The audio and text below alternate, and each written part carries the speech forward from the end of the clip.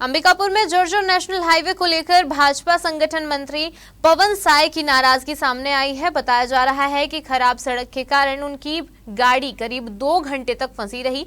इसके बाद उन्होंने सड़क की बदहाल स्थिति पर भाजपा नेताओं को फटकार लगाई। मामले के सामने आने के बाद सड़क की मरम्मत का कार्य शुरू कर दिया गया। पर्यटन एवं संस्कृति मंत्री तथा अंबिकापुर विधायक राजेश अग्रवाल ने बताया कि भाजपा संगठन मंत्री पवन साय ने सड़क की खराब स्थिति को लेकर उन्हें भी नाराजगी जताई है। और आपको बता दें कि मंत्री ने कहा है कि जर्जर सड़क के कारण आम लोगों को हो रही परेशानी को गंभीरता से लिया गया है और संबंधित अधिकारियों को तत्काल आवश्यक कार्रवाई के निर्देश दिए गए। मंत्री राजेश अग्रवाल के अनुसार निर्देश मिलते ही राष्ट्रीय राजमार्ग के अधिकारियों ने सड़क की मरम्मत का काम शुरू कर दिया है। प्रशासन का कहना है कि सड़क को जल्द से जल्द दुरुस्त करने का प्रयास किया जाएगा ताकि लोगों को आवागमन में किसी प्रकार की परेशानी का सामना न करना पड़े।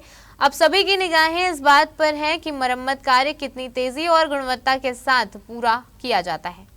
देखिए, पिछले हफ्ते भी कलेक्टर को मैं फोन करके बोला था, ई को भी बोला था, और वो कुछ पिछले हफ्ते मटेरियल डलवाए थे। क्योंकि पानी का निकास नहीं है, दोनों तरफ घर बन गए हैं, तो एक बड़ी दिक्कत है। हालांकि टेंडर हो चुका है, टेंडर प्रोसेस होते होते बरसात आ गई, तो बरसात में काम शुरू नहीं हुआ।